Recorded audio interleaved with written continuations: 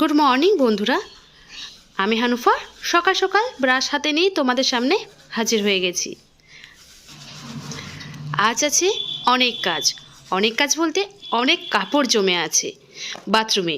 দুদিন ধরে কাপড় তো কাচাই হয়নি, সেগুলো তো ভিজিয়ে দিতে হবে তাই না। তাই আমি আগে ব্রাশ করে মুখটা ধুয়ে নিলাম, তারপর আমি সোজা চলে এসেছি বাথরুমে। দেখো, এক বালতি কাপড় ভিজিয়ে দিয়েছি, হবে 2 বালতি, কিন্তু ভিজিয়েছি আমি 1 বালতি। কারণ একদিনে এতগুলো কাপড় কাচা তার পক্ষে সম্ভব নয়, সেই জন্য এই কাপড়গুলো আমি রেখে দিয়েছি আর এদিকে 1 বালতি আমি ভিজিয়ে দিয়েছি। শরীরটা খারাপ লাগে, ওষুধ খাবে? চলো ওষুধ দেবো, চলো। মামার শরীর খারাপ বাবা, বসো বসো, ফ্যান চালিয়ে দিচ্ছি।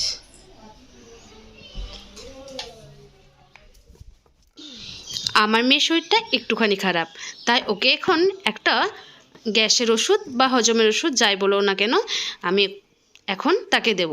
এই ওষুধটা খুব ভালো কাজ করে, গ্যাস হজম হওয়ার জন্য এই ওষুধটা খুব ভালো, তাই আমি ওকে এখন এই ওষুধটা দিয়ে দেব, তাহলে হয়তো শরীরটা ঠিক হয়ে যাবে।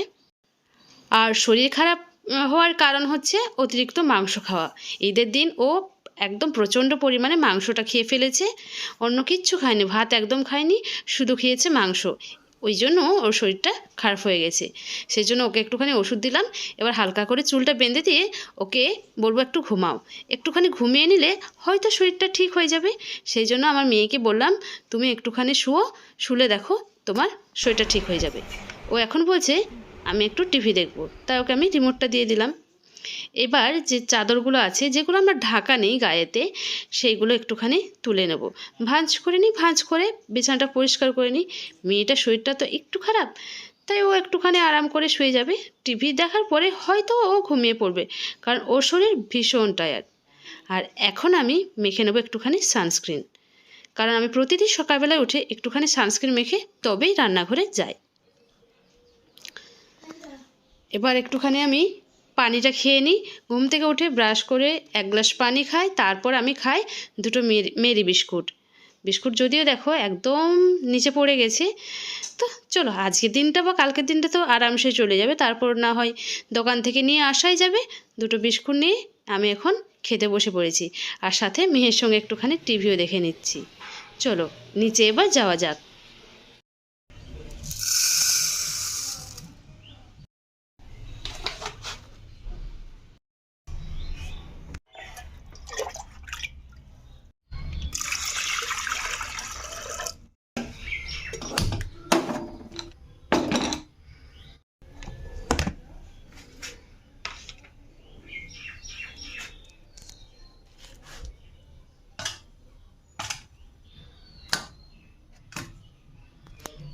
হ্যাঁ রে, গতকাল ঈদের দিন অনেক খাবার খাওয়া হয়েছে, অনেক রিচ খাবার, মাংস, পোলাও, অনেক কিছু। সেই জন্য আজকে ভাবলাম একটু হালকা খাবার খাবো। যদিও এখনও পোলাও মাংস ফ্রিজে ভরাই আছে, সেটা আমার হাজব্যান্ড আর আমার শাশুড়ি মা খাবেন। আমরা 3জন একটুখানি ভাত, ডাল, মাছ ভাজা এইটুকুই খাবো। তো ওরা পোলাও খাক, আমরা না হয় একটু সাদামাটায় খাবারই খেলাম, পেটকে একটু শান্তি দেওয়ার জন্য। এবার মেয়ের জন্য একটুখানি ভাত বের করে নিই, ওকে একটুখানি ভাত ডাল খাইয়ে দিই।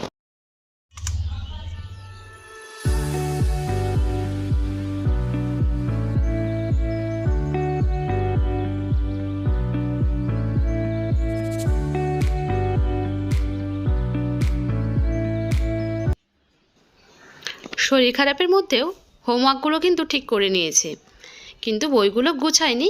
ঠিক আছে, শরীর খারাপ তো এটুকু আমি করে দিতেই পারি, সেজন্য আমি একবার চেক করে নিলাম ও হোমওয়ার্কটা ঠিকঠাক করেছে কিনা।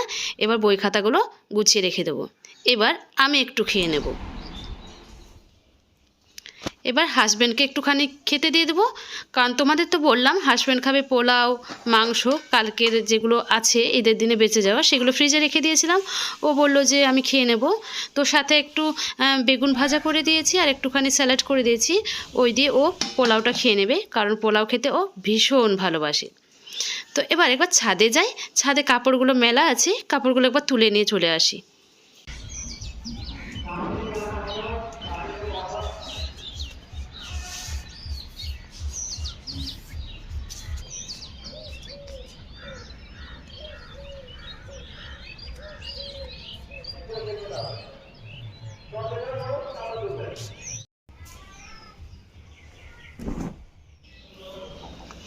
এখন বাজে বিকেল 5টা। চলো নিচে যাই, আছে অনেক কাজ।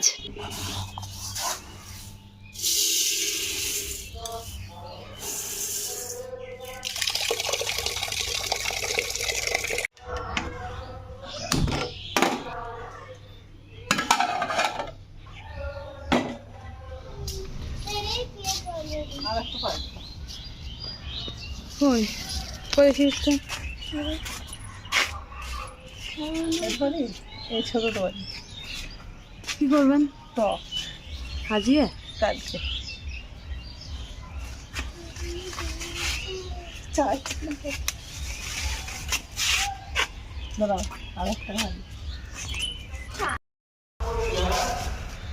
আম চুরি করছে বৃষ্টির দাদি।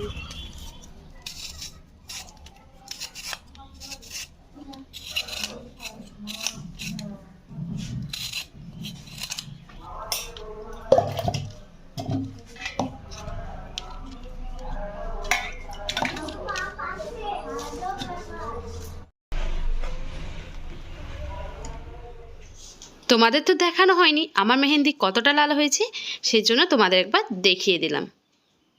দেখো খুব ভালো লাল হয়েছে। আর এদিকে আমার মেয়ের মেহেন্দিটা ঘষে ঘষে তুলে দিয়েছি, কারণ আগামীকাল ওর স্কুল আছে আর মেহেন্দি পড়া স্কুলে একদম অ্যালাউ নেই। এদিকে সন্ধ্যাবেলায় আমরা রেডি হয়ে গেছি, হঠাৎ করে আমার হাজব্যান্ড বলল চলো একটুখানি ঘুরে আসি। সেই জন্য আমরা চলে গেলাম কাটোয়ায়। আর কাটোয়া যখন আসি বা যাই তখন ওই রেলগেটে আমরা আটকাবো না বা দাঁড়িয়ে থাকবো না বা ওয়েট করবো না, এটা কিন্তু খুব কমই হয়েছে।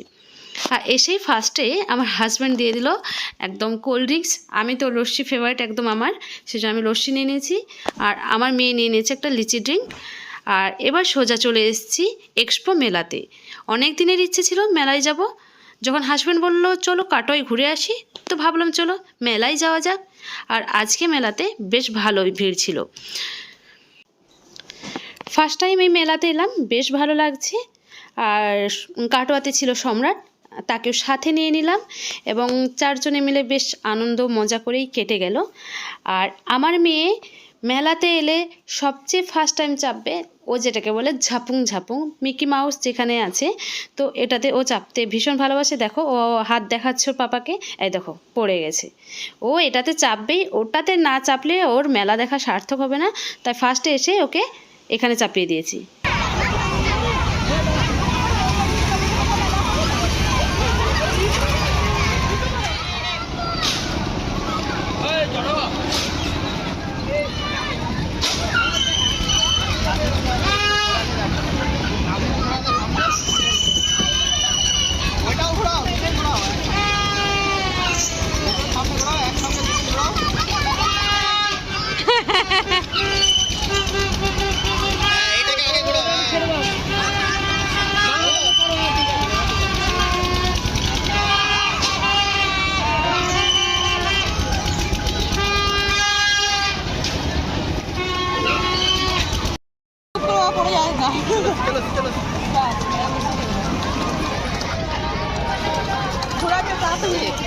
কেমন লাগলো বলো? ভালো।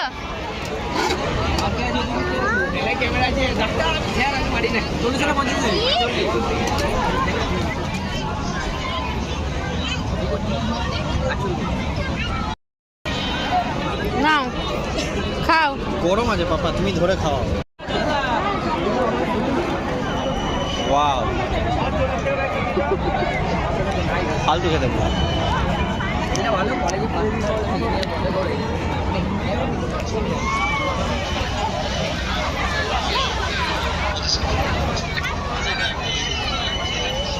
একবারে ফালতু খেতে।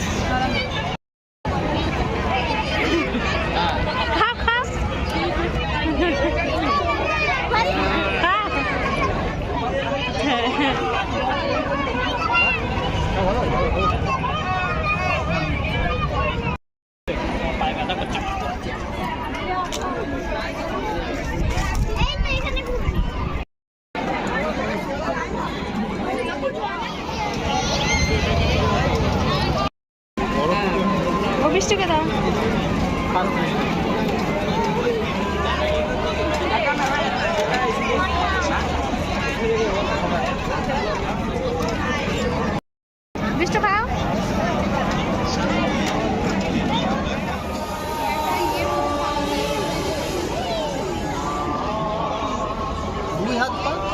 পপকর্ন তো এটা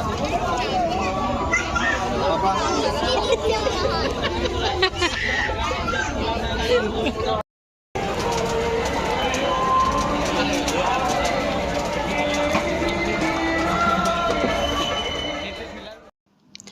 মেলায় যাব, গজা কিনবো না, খাজা কিনবো না, বাদাম কিনবো না, সেটা তো আর হতেই পারে না। তাই সবার শেষে গজা, বাদাম সব কিছু কিনে বাড়ি ফেরার জন্য আমরা কিন্তু প্রস্তুতি নিতে শুরু করে দিয়েছি। আর এদিকে আমার মেয়ে নিয়েছে, কি বললো এটাকে মনেও পড়ছে না, ওই পিঙ্ক কালারের একটা কি বলে ক্যান্ডি, হ্যাঁ ক্যান্ডি কটন, সেটা নিয়েছে। নিয়ে তখনই খেতে শুরু করে দিচ্ছিল, বললাম গাড়িতে যেতে যেতে উড়ে চলে যাবে। তো চলো বাইকের টুলস বক্সে রেখে দিয়েছি। তারপর আমরা কিন্তু বাড়ির উদ্দেশ্যে রওনা দিয়ে দিয়েছি। আসার সময় এক বিশাল কাণ্ড, আস্তে আস্তে তো বেশ রাত হয়ে গেছিলো, প্রায় 10টা। মাঝ রাস্তায় কিন্তু আমরা যথেষ্ট পরিমাণে ঝড় পেয়েছি। বাড়ি ঢোকার প্রায় 1.5 কিলোমিটার 2 কিলোমিটার আগে প্রচণ্ড পরিমাণে ঝড়। দেখো আমরা ভিজে গেছি, 3 জনেই ভিজেছি। তো যাই হোক, আল্লাহ দোয়াতে বাড়ি পৌঁছে গেছি। তো আর ভিডিও কন্টিনিউ করা হয়নি, ভিডিওটা এখানেই শেষ করছি। ভালো থাকবে, আর ভালো লাগলে অবশ্যই একটা কমেন্ট করবে।